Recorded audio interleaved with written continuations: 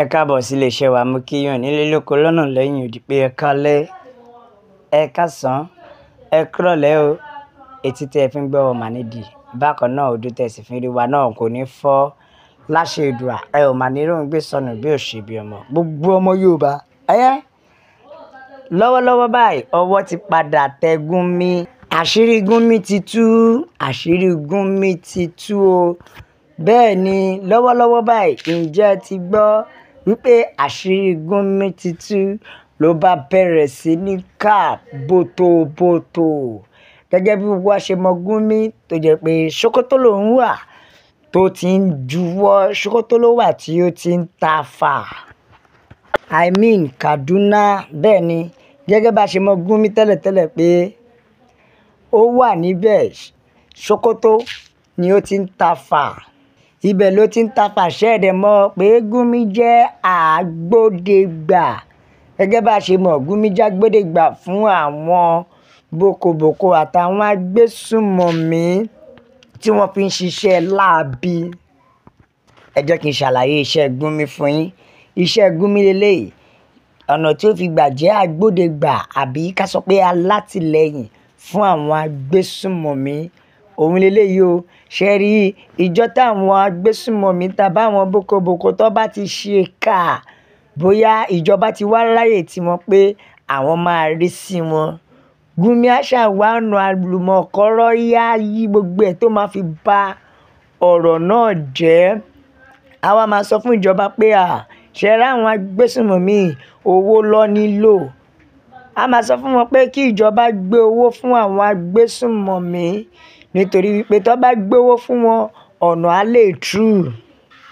Tí ẹ ò bá dẹ̀ gbàgbé, òun ló fẹ́ ẹ lè sọ pé ṣé mọ̀ pé nígbà ayé Buhari, ṣé mọ̀ pé wọn ò lè ṣe kó má fún àwọn agbésùnmọ̀mí ní owó. Tí ó dẹ̀ pé ó wá fẹ́ dánwò nígbà ayé bàbá Tinubu, tí bàbá Tinubu fi kọ̀ jálẹ̀ iṣẹ́ Gúnmi nìyẹn. Fún àǹfààní ìwọ tó bá mọ Gúnmi, ṣé wá rí now àṣírí Gúnmi ti tú. Ti Gúnmi ni mo rí rí. Àwọn wèrè wọn á ṣiṣẹ́ láabi, àwọn agbésùnmọ̀mí á ṣiṣẹ́ láabi. Gúnmi á tún máa sọ fún wọn pé owó ni kó fún wọn. A máa sọ fún ìjọba bí pé ká sọ pé ó fọwọ́ pa wọ́n lórí. Tí gbogbo ò bá gbàgbé, ṣé mọ̀ pé bàbá wa Professor Banji Akintoye kọ petition tí wọ́n kọ nígbà náà. Ẹ mọ̀ pé mo sọ tẹ́lẹ̀tẹ́lẹ̀ pé petition yìí máa mú ìyà jẹ ọ̀pọ̀lọpọ̀ wọn. Ó ti wá bẹ̀rẹ̀ sí ní ṣiṣẹ́ báyìí. Kódà Gúnmi gan ó ti nípìn nínú ìyà yìí. Èyí ló wá fà á tó fi jẹ́ pé olóyè Sunday Igboho Òòṣà ó fi tẹ ojú Gúnmi mọ́lẹ̀.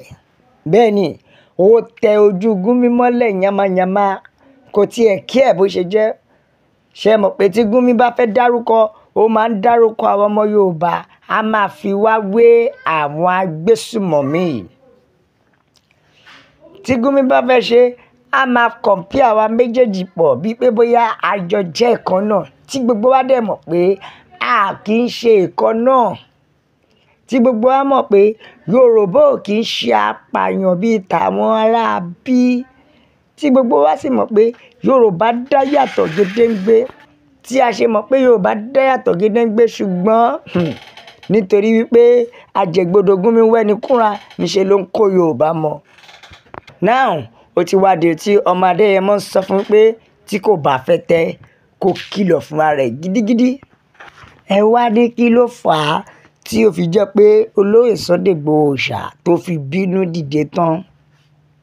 Tí gbogbo yóò bá gbàgbé, ṣé mọ̀ pé mo ti mú wá sí etí ìgbọ́rí tẹ́lẹ̀tẹ́lẹ̀ wípé àwọn kan ṣara wọn jọ níṣe ló bá àwọn àjọ United Nations tí wọ́n sọ fún wọn wípé Yorùbá Nation ò nídìí mọ́. Bẹ́ẹ̀ ni, tí wọ́n lọ bá wọn pé kò nídìí mọ́, pé Yorùbá Nation ò nídìí mọ́, wípé àti Yorùbá àtàwọn tó ń dìde fún òmìnira ó ní wọn ò yàtọ̀ sí àwọn agbésùnmọ̀mí. Wọ́n ní báwo agbésùnmọ̀mí náà ṣe ń ṣe gẹ́lẹ́ nìyẹn.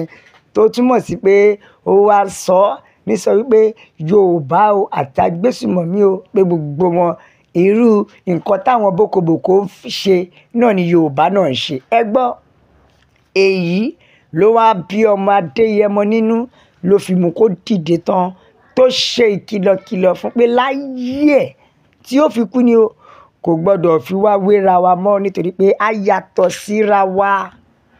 Bẹ́ẹ̀ ni a yàtọ̀ síra wa gédéǹgbé. Àwa ò kì í ṣe ọ̀daràn, àwa ò kì í ṣe adàlúrú. Bẹ́ẹ̀ ni àwa ò kì í ṣe afẹ̀mí ènìyàn ṣòfò. Ọmọ Yorùbá tàtà ni àwa tó sì ní ìwà ìrẹ̀lẹ̀, so má fi wá wéra wa. Ẹ wo Yorùbá Nation la fẹ́, òmìnira ilẹ̀ Yorùbá òun ló jẹ wá lógún. Ẹ jẹ́ á ka àtẹ̀jíṣẹ́ àwọn èèyàn, ẹ jẹ́ á gbọ́ ohun tí àwọn ènìyàn sọ. Glory be to God o, àdúpẹ́ pọ̀ lọ́wọ́ bàbá wa Professor Banji Akintoye àti bàbá wa lóyè Sunday Igboho Òòṣà. Bákan náà bàbá wa Láyẹmí Kóìkí àti gbogbo ẹ̀yin tẹ́ ń dìde fún òmìnira wa. Ẹ gbọ́ o, ṣe rí àwa ò kì í ṣe ọ̀daràn, bẹ́ẹ̀ la ò kì í ṣe afẹ̀mí ènìyàn ṣòfò. God bless Yorùbá Nation. Bẹ́ẹ̀ ni Yorùbá Nation is a task that must be complete. Ọpẹ́ púpọ̀ fún gbogbo ẹ̀yin media diaspora àti gbogbo ẹ̀yin media ti Nàìjíríà nítorí wípé ẹ ò dákẹ́ ariwo. Bẹ́ẹ̀ ni gbogbo ọ̀tá Yorùbá Nation pátápátá lọ́lọ́run máa jẹ́ ká rẹ́yìn wọn. Gbòsà gbòsà gbòsà fún bàbá wa olóyè Sunday Igboho Òòṣà. Bẹ́ẹ̀ ni àti bàbá wa bákan náà Professor Banji Akintoye. Yorùbá Nation la fẹ́ o. No retreat, no surrender, no going back. Yorùbá Nation kì í ṣe afẹ̀mí ènìyàn ṣòfò. Ṣé rí n tó jẹ́ àwa lógún jù ní òmìnira wa. Bẹ́ẹ̀ ni òmìnira wa ló jẹ́ wá lógún. Bẹ́ẹ̀ ni torí ẹ̀ la ṣe sọ pé ẹ pín orílẹ̀-èdè, ẹ jẹ́ kí a lọ ní ọ̀tọ̀ọ̀tọ̀. We really appreciate the effort of our pa Professor Banji Akintoye. Bẹ́ẹ̀ ni nítorí pé lára iṣẹ́ wọn ló ṣì ń dáhùn dì sí. Lára iṣẹ́ wọn náà ni o.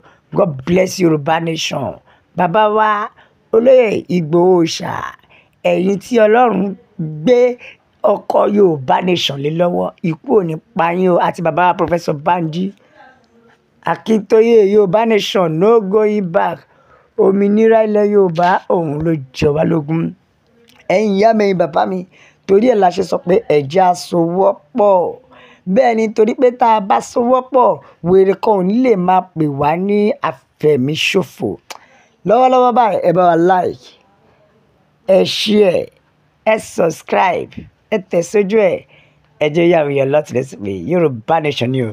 La fi sọ pé a ó máa bẹ ọ̀bẹ ẹni bẹ́ ṣú ní atẹ́lẹsẹ̀ yóò sì máa bẹ̀ náà. Gbogbo ẹni tó bá máa láòní délé, òun máa láòní dé bá. God bless Yorùbá Nation. Ó dàbọ̀.